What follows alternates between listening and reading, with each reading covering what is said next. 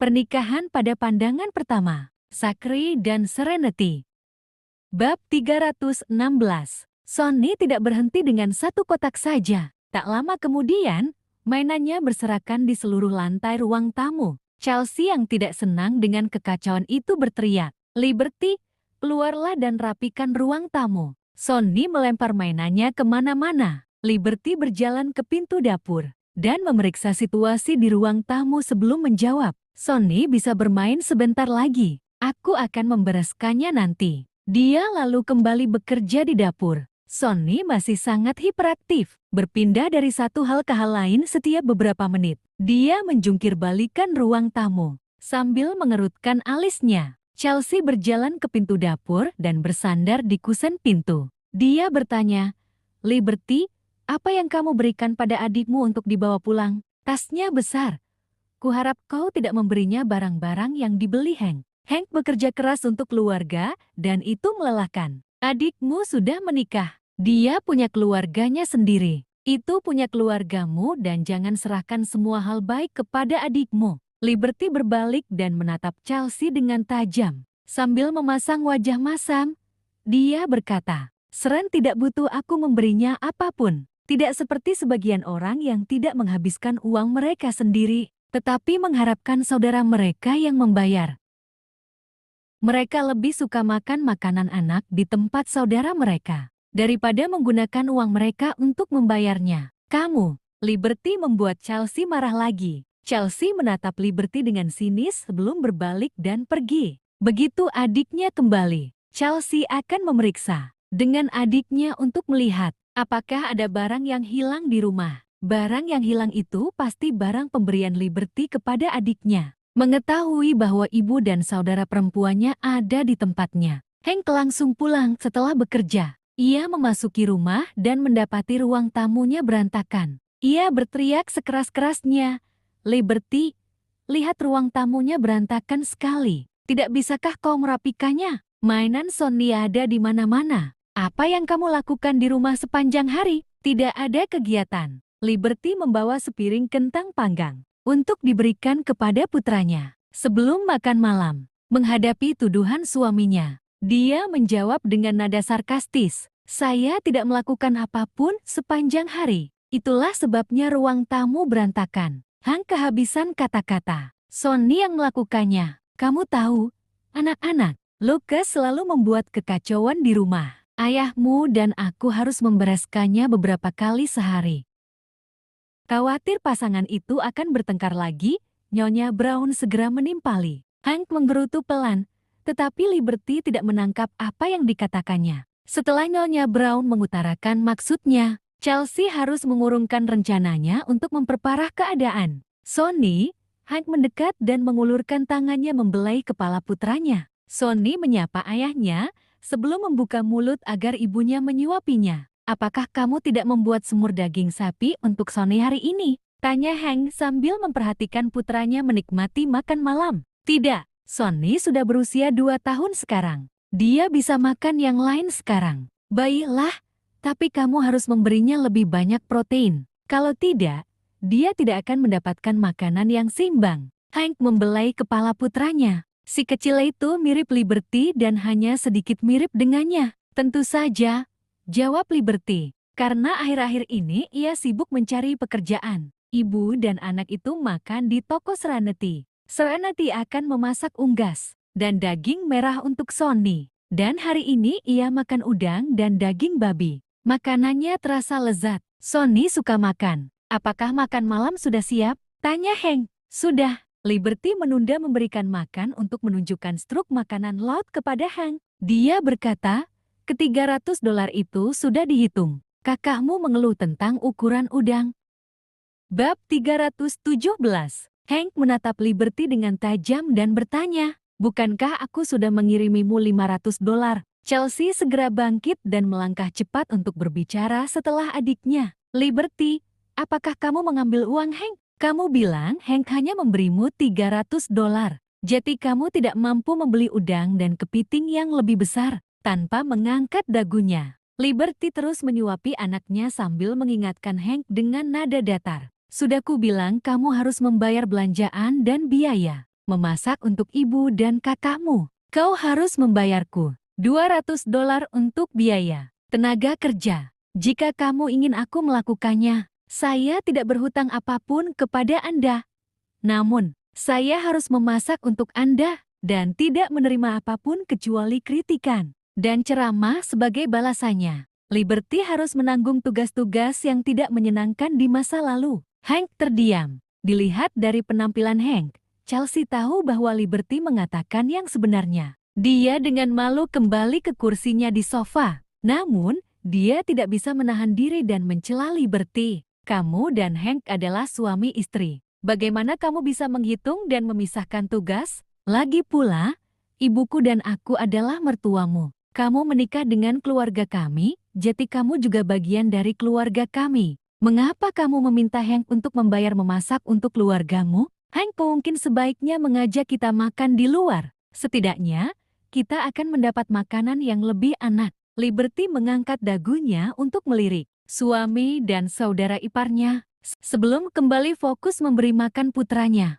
Itulah yang dimaksud dengan membagi dua. Kami mengurus urusan kami sendiri, jadi tidak ada yang berhutang kepada siapapun. Keluarga Brown terdiam. Mereka ingin Hank mengusulkan untuk membagi dua pengeluaran dan tidak membagi dua urusan rumah tangga. Namun, Liberty tampaknya bertindak terlalu jauh. Mereka tidak bisa berkata apa-apa saat Hank mengemukakan seluruh ide. Itu sejak awal. Tentu saja, kamu bisa meminta Hank untuk mengajakmu makan di hotel lain kali jika kamu datang. Anda tidak ingin membayar saya untuk biaya tenaga kerja. Itu akan menghemat waktu saya. Menunggu keluarga menjijikan ini adalah hal terakhir yang ingin dilakukan Liberty. Hank mengerutkan kening pada istrinya sejenak. Sebelum memutuskan untuk tidak membahas topik itu lebih lanjut, ia menoleh ke ibu dan saudara perempuannya dan berkata, "Bu, Chelsea, ayo makan." Dia langsung menuju dapur dan mengeluarkan piring-piring yang dibuat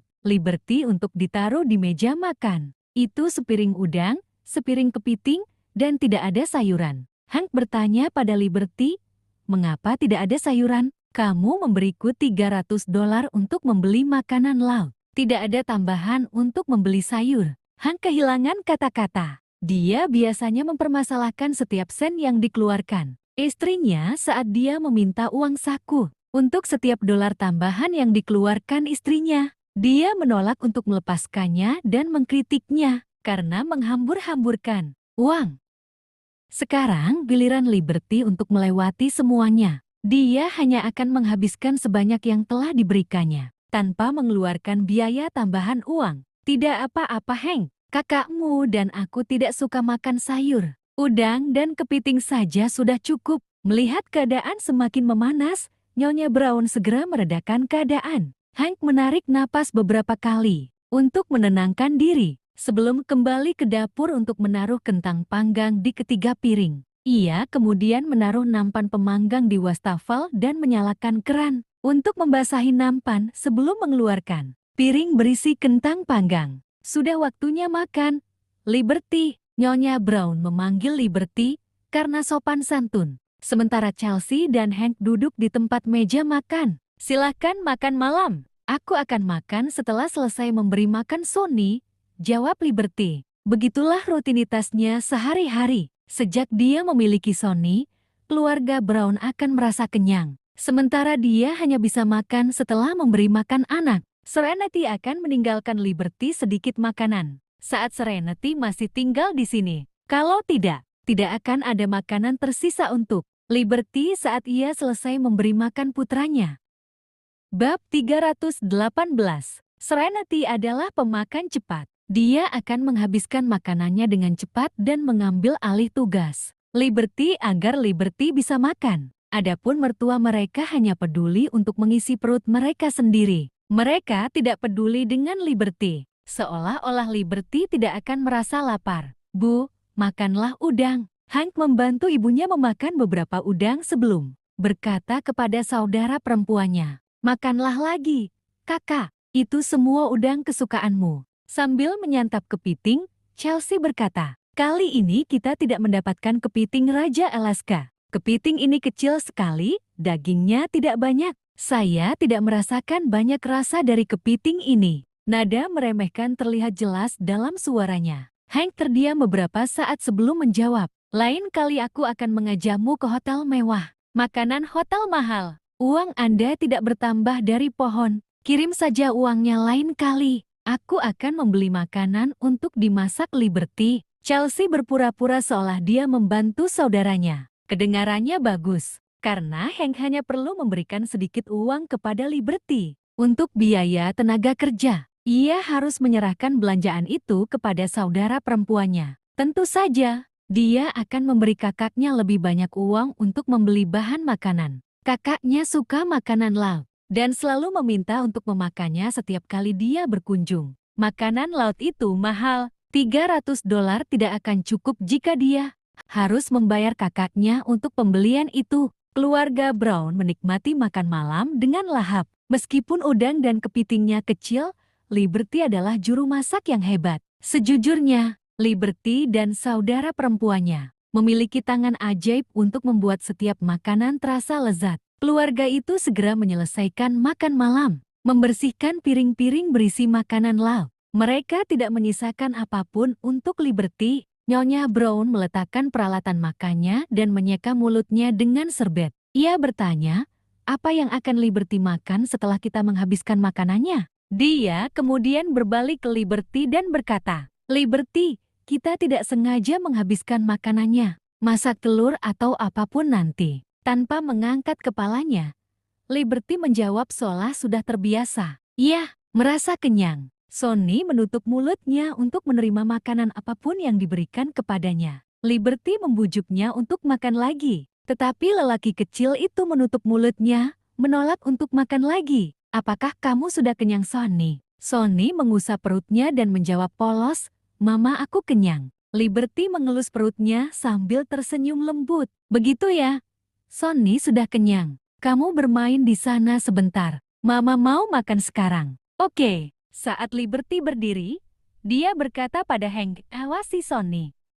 Tanpa sepatah kata pun, Hank mendekat dan menggandong Sonny, sehingga Sonny dapat menikmati permainan dengan mainan di tangannya. Chelsea membersihkan meja makan dan memasuki dapur tepat di belakang Liberty. Melihat nampan semuanya yang terendam di wastafel, Chelsea mendapat gambaran tentang apa yang terjadi dan merasakan sombong. Ya, itulah yang Liberty dapatkan karena bersikap sombong. Tidak ada makanan untuknya, Liberty pantas mati kelaparan. Namun, Chelsea berkata, mengapa tidak ada kentang lagi? Hank seharusnya menyisakan sedikit untukmu. Chelsea meletakkan piring-piring kotor, berniat membiarkan Liberty mencucinya. Setelah berpikir ulang, dia memutuskan untuk melakukannya sendiri. Chelsea menambahkan, tapi kamu gemuk. Tidak akan membahayakanmu jika melewatkan makan. Sudah saatnya kamu melakukan diet. Mengabaikan Chelsea, Liberty mencuci piring putranya sebelum bergerak menuju kompor. Ia membuka oven dan mengambil sepiring kentang, sepiring udang dan kepiting, serta sepiring sayuran. Bab 319.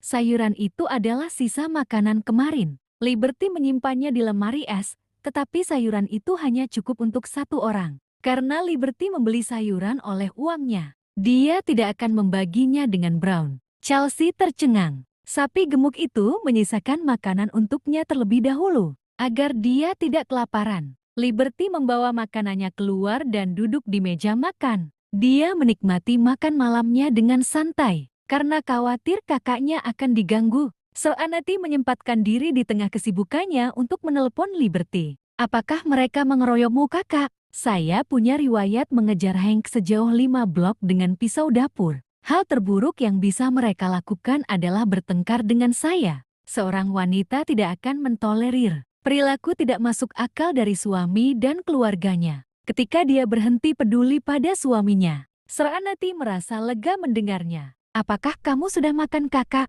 Saya sedang makan malam sekarang. Bagaimana denganmu? Aku akan makan setelah selesai bekerja. Aku harus kembali lagi, kakak. Baiklah, Liberty tahu bahwa ini adalah salah satu jam tersibuk bagi saudara perempuannya. Setelah panggilan telepon, Liberty melanjutkan makan malamnya. Liberty menghabiskan makanannya saat Chelsea keluar dari dapur setelah mencuci piring.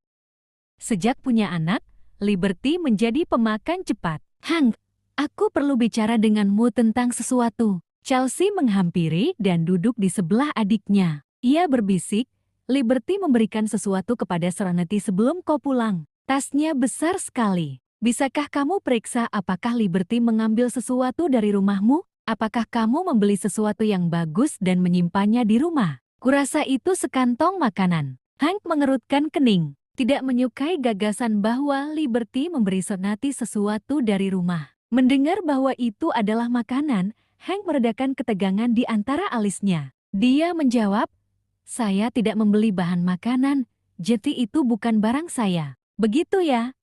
Baguslah. Kau harus meminta kembali jika Serenity mengambil sesuatu yang menjadi milikmu. Jangan biarkan orang lain memanfaatkanmu." "Aku tidak akan membiarkan itu terjadi, Kakak." "Apa yang membawamu dan ibu ke kota ini? Kenapa kamu tidak mengajak Lucas?" Hank bertanya kepada saudara perempuannya tentang tujuan perjalanannya. "Lucas terkena flu yang disebabkan virus. Butuh waktu 4 hari sebelum demamnya turun, tetapi dia masih batuk-batuk. Ibu dan ayah khawatir Sonny akan tertular. Jadi mereka menyuruhku untuk tidak membawa Lucas ke sini." Chelsea menambahkan, "Ayah yang mengurus Lucas di rumah. Saya di sini untuk menanyakan hal yang kita bahas sebelumnya.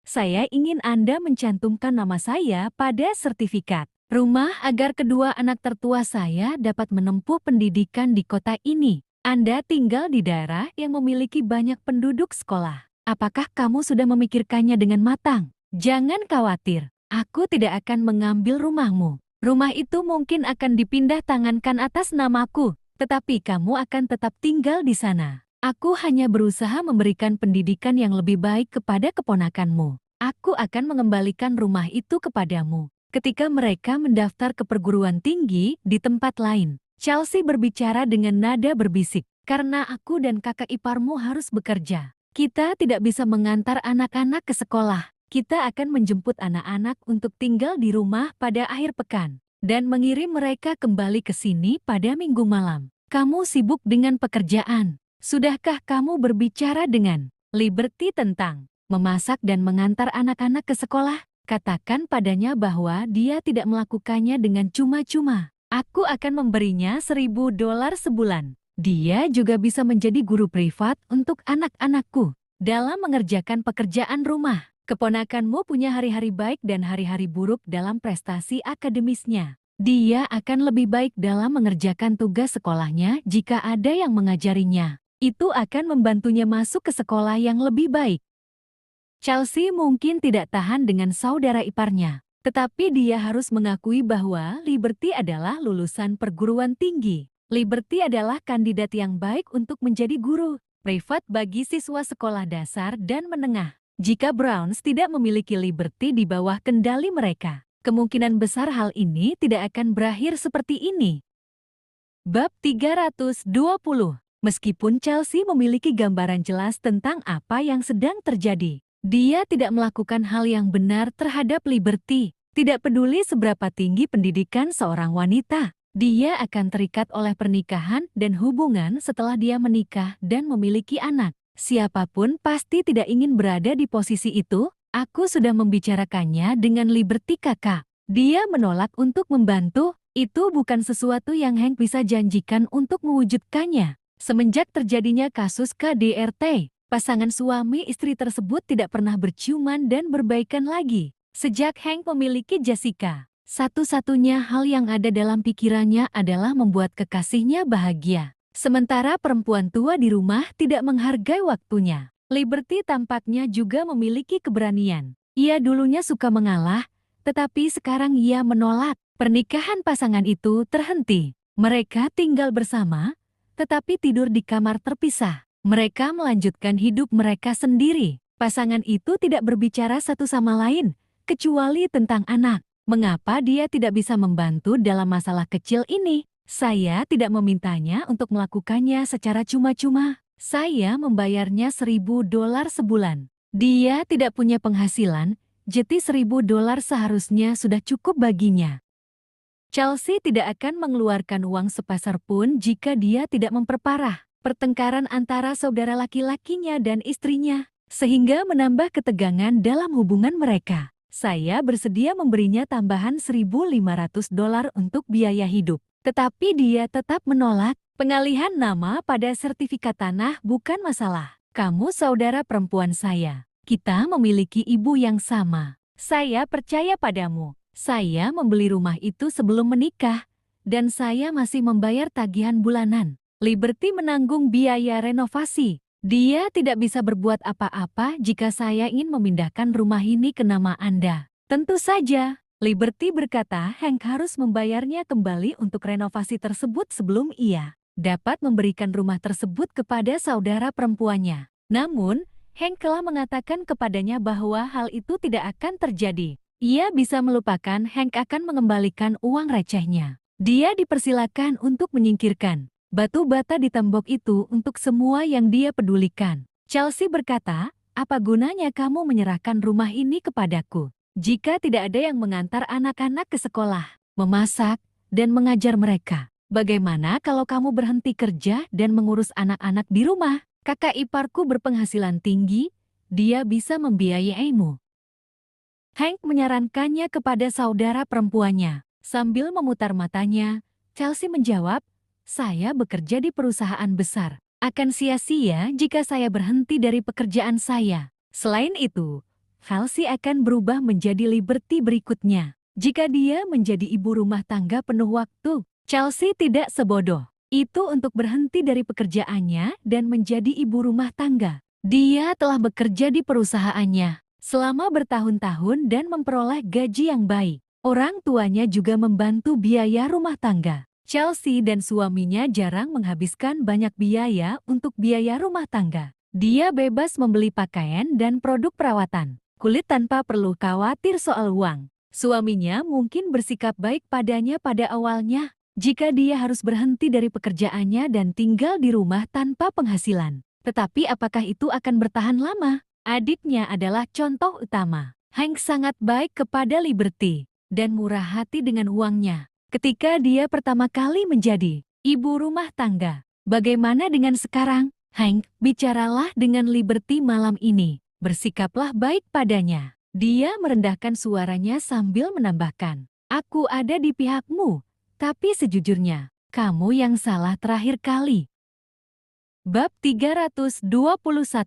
Chelsea merendahkan suaranya lebih rendah lagi. Belanjakan sejumlah uang untuk membeli hadiah kecil untuknya. Semuanya akan terpecahkan jika kamu membujuknya. Bagaimanapun juga, dia tetaplah ibu Sonny. Demi Sonny, dan karena keponakanmu butuh seseorang untuk mengurus mereka. Tundukkan kepalamu dan bujullah dia. Kamu laki-laki, jadi kamu harus fleksibel. Olivia mencondongkan tubuhnya dan melanjutkan perkataan Chelsea. Berbisik kepada putranya, Hank, demi Sonny, kalian berdua harus tetap bersama. Dengarkan kakakmu dan belilah beberapa hadiah untuk Liberty. Untuk membujuknya, pikirkan betapa baiknya dia menjagamu sebelumnya. Dan lihatlah bagaimana keadaanmu sekarang. Kamu tidak akan menderita jika menundukkan kepala sedikit. Ketika Olivia datang kali ini dan melihat bahwa putranya tidak mampu berpura-pura sebagai kepala keluarga untuk menindas menantu perempuannya, dia merasa sangat sedih atas nama putranya. Namun hal ini merupakan hasil dari dorongan dari dirinya dan putrinya. Jika mereka tidak menghasut putranya untuk membagi dua biaya rumah tangga dengan Liberty, Liberty tidak akan begitu ketat dan pelit dengan mereka. Bagaimana kalau ayahmu dan aku datang dan tinggal di sini bersamamu untuk sementara waktu untuk membantu menjemput anak-anak? Olivia menambahkan, saat itu, Sonny akan masuk prasekolah, jadi saya bisa menjemput dan mengantarnya. Dan Liberty bisa pergi bekerja. Chelsea mengerutkan bibirnya dan berkata, pergi bekerja? Dia seharusnya punya anak kedua saat Sonny masuk prasekolah. Keluarga Brown selalu punya beberapa anak laki-laki. Aku hanya punya Hank sebagai satu-satunya saudara laki-lakiku. Aku tidak bisa punya adik laki-laki lagi meskipun aku menginginkannya. Sonny belum punya saudara kandung. Hank, kamu harus mempertimbangkan untuk punya anak kedua. Kalau kamu ingin punya anak kedua dengan Liberty, kamu harus mulai berusaha sekarang supaya anak itu lahir tahun depan saat Sonny mulai masuk prasekolah. Chelsea tidak ingin membiarkan Liberty pergi bekerja. Wanita itu cukup cakap sebelum dia menikah. Jika dia kembali bekerja, dia akan segera mendapatkan kembali kepercayaan dirinya seperti sebelum menikah. Dia tidak akan membiarkan dirinya diinjak-injak oleh mereka lagi. Membiarkan Liberty memiliki anak kedua adalah solusi terbaik. Mereka akan terus menggunakan anak-anak untuk menjatuhkannya. Ibu dan ayah sudah tua. Sudah cukup melelahkan bagi kalian berdua untuk membantuku mengurus. Lucas, bagaimana mungkin aku membiarkanmu terus menderita? Biarkan saja Hank membujuk Liberty dan meyakinkannya untuk membantu. Itu akan menghemat banyak pekerjaan. Olivia memikirkannya dan berkata, akan sangat bagus jika Liberty bersedia. Hank, kakakmu benar. Kalian berdua harus mempertimbangkan untuk memiliki anak kedua. Memiliki beberapa anak laki-laki lagi. Keluarga kita masih kekurangan anak laki-laki. Setelah jeda sejenak, dia berkata dengan suara pelan, wanita yang kau jaga di luar tidak bisa dibandingkan dengan Liberty. Kurasa gadis Jessica itu hanya mengincar uangmu. Olivia tahu kalau orang dengan temperamen seperti Jessica tidak mudah untuk dikendalikan. Dia tidak akan mau bekerja keras tanpa mengeluh seperti Liberty. Pada akhirnya, Liberty lah yang memiliki perasaan terhadap Hank. Itulah sebabnya dia bersedia menjadi wanita di belakang Hank dan bekerja keras untuk keluarga kecil ini selama bertahun-tahun. Betapapun baiknya seorang kekasih, jika dia menjadi istrimu, dia akan menjadi seperti Liberty sekarang. Olivia dengan sungguh-sungguh menasihati putranya, jika kamu memberi Liberty uang agar dia bisa berolahraga dan mendapatkan kembali bentuk tubuhnya yang langsing, serta membelikannya banyak produk perawatan kulit yang mahal dan pakaian yang indah untuk dikenakannya, dia tidak akan kalah dari Jessica sama sekali. Bu, jangan sebut-sebut Jessica di rumah. Hank tidak tahan mendengar nasihat ibunya. Dia membenci Liberty sekarang. Namun, dia menanggungnya demi putranya. Saat anakku masuk prasekolah tahun depan, aku akan mengusir Liberty dan menceraikannya. Aku akan mendengarkan kalian. Aku akan membelikannya hadiah kecil untuk membujuknya saat aku pulang kerja malam ini dan membicarakannya lagi. Mengenai anak kedua, aku bisa punya anak dengan Jessica sebagai gantinya. Hank tidak berencana untuk memiliki anak kedua dengan Liberty. Dia sibuk memikirkan bagaimana cara memenangkan hati Jessica. Setiap hari, dia bisa melihatnya dan menyentuhnya, tetapi dia tidak bisa bersamanya sepenuhnya. Tidak mengherankan jika dia merasa gelisah. Liberty keluar dari dapur. Percakapan antara ketiganya langsung terputus. Hank menurunkan putranya, bangkit berdiri, dan berkata kepada Liberty, aku akan kembali ke kantor untuk bekerja lembur. Bab 322. Kemudian, Hank berkata kepada ibunya, Bu, pergilah berbelanja dengan Chelsea. Jika ibu melihat sesuatu yang ibu suka, beli saja. Dia mengeluarkan ponselnya dan mentransfer 5.000 kepada ibunya untuk belanja. Baiklah, aku akan berbelanja dengan kakakmu nanti dan membeli beberapa baju baru. Cepatlah kembali bekerja dan jangan lupa pulang lebih awal setelahnya. Olivia menyuruh putranya keluar dan mengedipkan mata padanya untuk mengingatkannya agar membeli beberapa hadiah untuk Liberty. Saat dia pulang kerja, Liberty mendorong kereta dorong itu dan meletakkan putranya ke dalamnya sebelum berkata pelan, aku akan membawa Sonny jalan-jalan ke bawah. Silahkan, kata Olivia sambil tersenyum penuh kasih. Liberty segera meningkatkan kewaspadaannya. Jika ibu mertuaku bertindak seperti itu, dia pasti sedang merencanakan sesuatu terhadapku. Tepatnya, ibu mertua dan kakak iparku mencoba menggangguku lagi kan? Apapun yang mereka minta, saya tidak akan setuju. Dengan pikiran itu, Liberty tidak mau repot-repot mengurusi mereka lagi dan mendorong kereta dorongnya keluar rumah. Di sisi lain, Serenity selesai bekerja dan makan malam. Jasmine pulang lebih dulu, jadi Serenity mengemasi barang-barang kerajinan yang telah dibuatnya dan menelepon perusahaan kurir untuk datang dan mengambilnya. Setelah mengirimkan semua kerajinan yang dijadwalkan untuk hari ini, dia menutup toko lebih awal malam ini sebelum pukul 11. Zachary mengiriminya bukti perselingkuhan Hank pada siang hari. yang sangat membantu kedua saudari itu. Serenity merasa harus berterima kasih lagi padanya. Jadi dia memutuskan untuk membeli 2 kemeja baru untuknya. Kali ini, dia bermaksud membelikannya 2 setelan jas designer. Dengan wajah tampan seperti dia, mengenakan setelan jas designer akan membuatnya semakin gagah. Bila suaminya mendapat pujian karena ketampanannya. Sebagai istrinya tentu saja, hal itu akan membuat sang istri pun terlihat cantik. Serenity menutup toko dan pergi. Saat dia tiba di sebuah toko pakaian merek terkenal, dia menemukan tempat parkir dan mengirim pesan kepada Zachary sambil keluar dari mobil. Zachary masih membicarakan bisnis dengan Clint di Wilspon Hotel saat ia menerima pesan dari Serenity.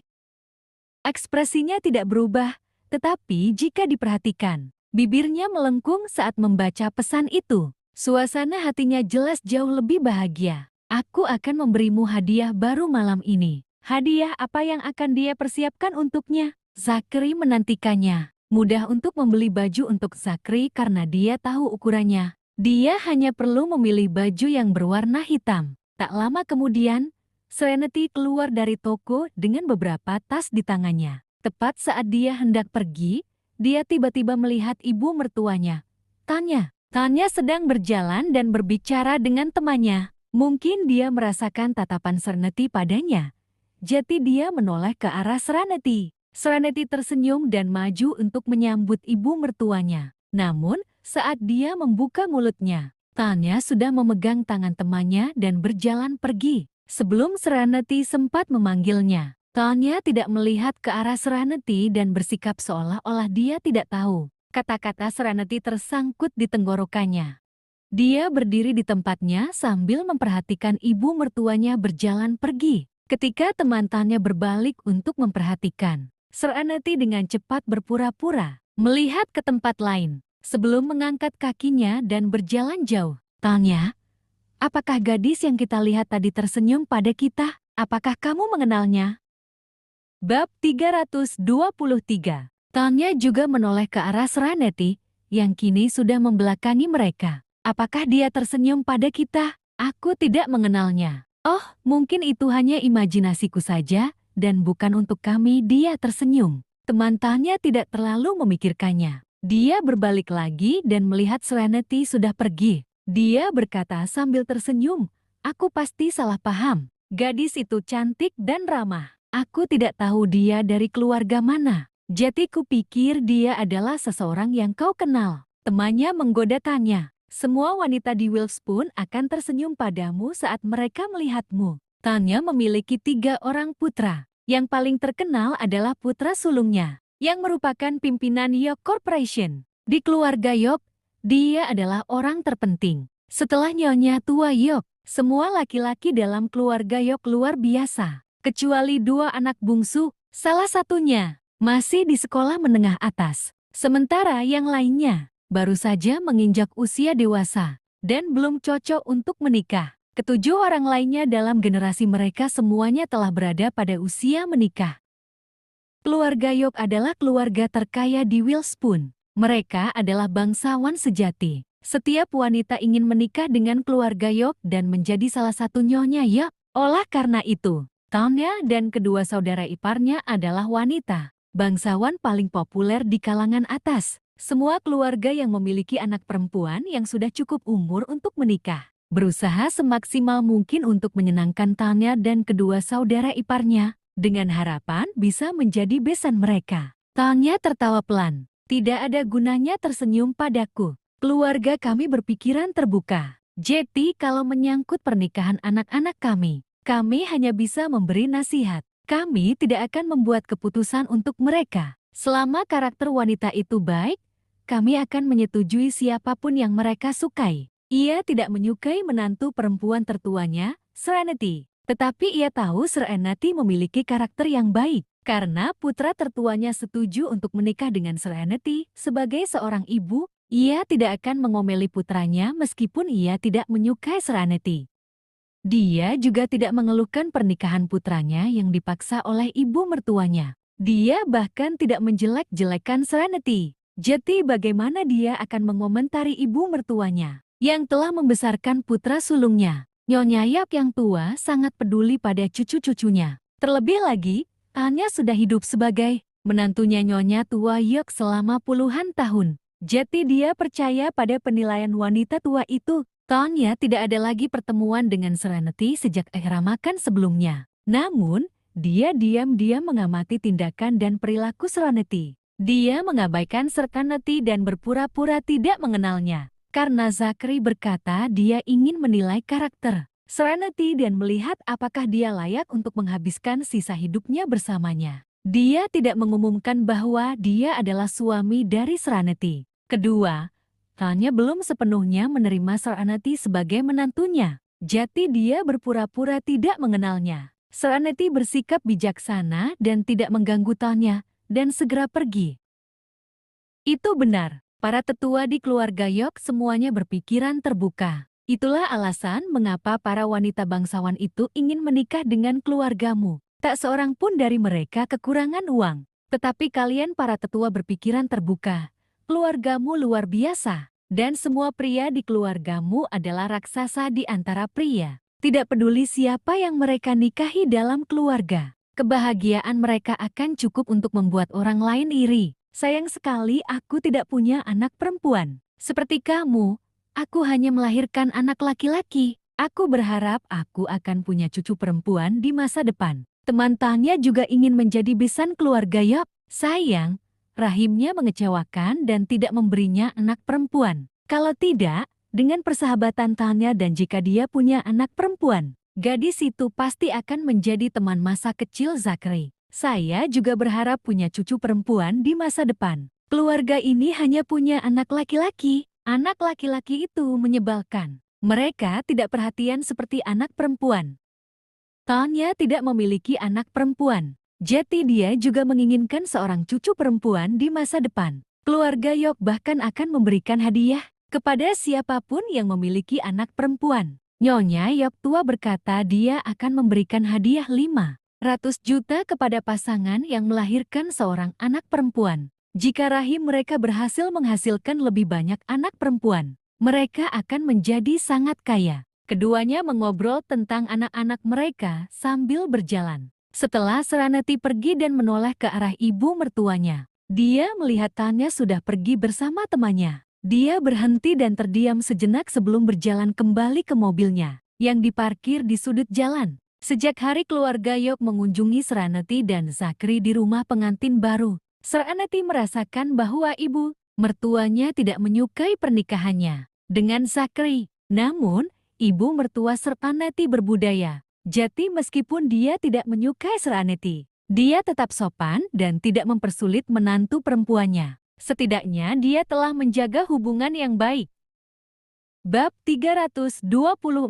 Serenity mengerti mengapa ibu mertuanya berpura-pura tidak mengenalnya dan tidak membawanya ke taman temannya. Setelah berjalan kembali ke tempat parkirnya, dia membuka kunci mobil dan meletakkan pakaian yang dia beli untuk Zachary di kursi penumpang sebelum mengemudi jauh. Beberapa saat kemudian, dia tiba di Brinfield. Zachary belum kembali, jadi dia bermain-main dengan taman kecilnya di balkon. Mawar-mawar itu mekar dengan sangat banyak. Jadi dia mengambil gunting untuk memotong beberapa. Namun, dia enggan membuangnya. Jadi dia membawanya kembali ke Ola untuk dipangkas dan menatanya ke dalam vas bunga. Dering-dering-dering, ponselnya berdering. Dia menjawab dan itu dari tetangganya di toko. Tidak nyaman membawa hewan peliharaan bersamanya karena dia akan berbelanja pakaian Zachary. Jadi dia meminta tetangganya untuk menjaga hewan peliharaannya. Tuan Charles, saya minta maaf. Saya benar-benar lupa. Saya akan pergi dan mengambilnya sekarang. Serenity pasti sudah melupakan hewan peliharaannya jika dia tidak menerima telepon itu.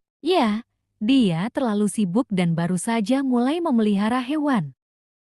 Dia belum terbiasa, jadi dia lupa tentang anjing dan 2 kucingnya. Saya sudah membawa hewan peliharaan ke pintu masuk lingkungan Anda. Anda bisa keluar dan ambil dari sini. Kupikir kamu lupa soal itu, karena kamu tidak kembali untuk mengambilnya setelah sekian lama. Lagi pula, aku tidak punya pekerjaan, jadi aku membawanya kepadamu, kata Tuan Charles. Charles adalah tetangga yang mengira dia pandai membaca wajah. Setelah membaca beberapa buku tentang subjek tersebut, dia mengira Sir Annecy memiliki wajah yang berbicara tentang kekayaan. Dan dia adalah seseorang yang akan mengalami kesulitan sebelum mencapai kehidupan yang lancar. Di masa depan, dia tidak akan lagi berada di tempat yang sama dengan lingkaran seperti mereka. Sejak istrinya dan dia mengambil alih sebuah toko kecil di depan sekolah Willspoon, dia tidak pernah memiliki masalah dengan Sir Annecy dan yang lainnya. Di matanya,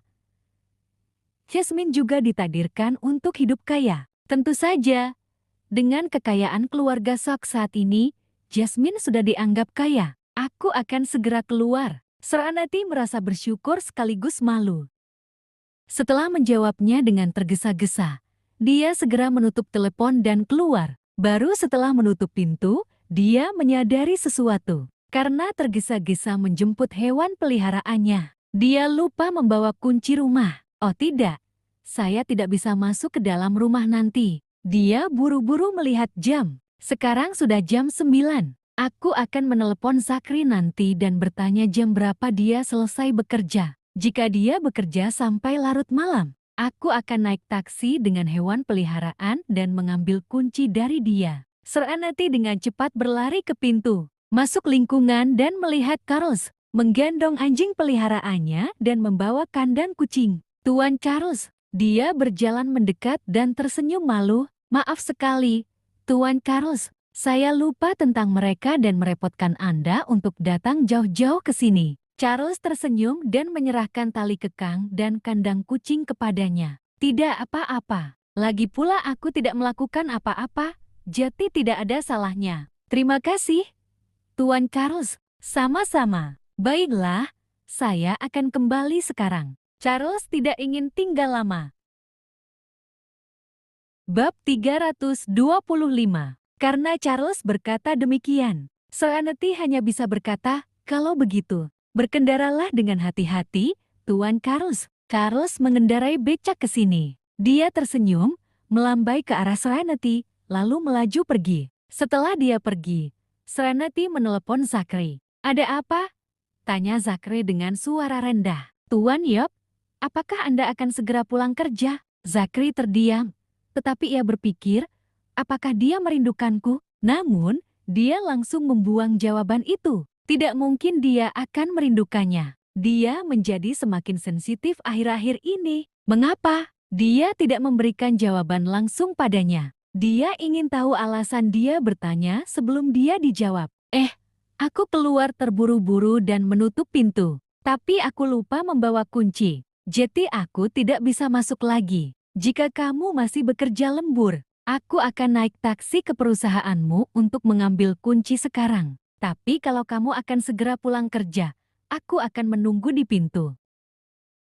Zachary memikirkannya dan berkata, aku akan pulang sekarang. Kamu tidak perlu naik taksi ke sini. Tentu, aku akan menunggumu di depan rumah. Dia bergumam dan menutup telepon. Ketika Jess mendengar Zachary, dia tahu dia harus melanjutkan negosiasi bisnis dengan klien atas nama bosnya lagi. Sebelum Zachary sempat bicara, Jess berkata dengan penuh pertimbangan, "Silahkan, aku akan mengurus semuanya di sini." Zachary menepuk bahu temannya dan menunggu kliennya untuk kembali dari kamar mandi, agar ia bisa meminta maaf dan pergi karena ada masalah yang mendesak. Setelah mendapat pengertian dari kliennya, ia meninggalkan Hotel Willspoon bersama rombongan pengawalnya. Jess berpikir, jika keluargaku mengatur kencan buta untukku di masa depan, aku pasti akan bertemu wanita. Mungkin kami akan langsung cocok, dan aku akan menikah secepat kilat seperti yang dilakukan bosku. Begitu aku punya istri,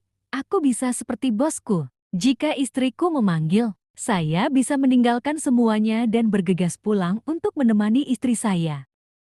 Dunia ini penting, tapi istri adalah yang paling penting dari semuanya. Sir Annecy tidak perlu menunggu lama untuk Zachary. Apakah kamu mengajak mereka jalan-jalan dan lupa membawa kunci? Zachary bertanya kepada istrinya sambil mengeluarkan kunci untuk membuka pintu. Tidak, aku menutup toko lebih awal malam ini dan pergi berbelanja. Tidak nyaman untuk membawanya, jadi aku menitipkannya pada Tuan Charles. Aku berpikir untuk mengambilnya setelah berbelanja, tetapi aku lupa. Untungnya, Tuan Carlos mengirimnya ke sini. Saya tidak ingin membuatnya menunggu, jadi saya buru-buru pergi dan menutup pintu. Saya lupa membawa kunci dan malah terkunci di luar. Serenity tersenyum malu. Ini pernah terjadi padaku sebelumnya. Aku baru sadar kalau aku lupa kunci setelah menutup pintu. Untungnya, kakakku sering ngada di rumah. Jadi dia akan membukakan pintu untukku setelah aku mengetuk beberapa kali.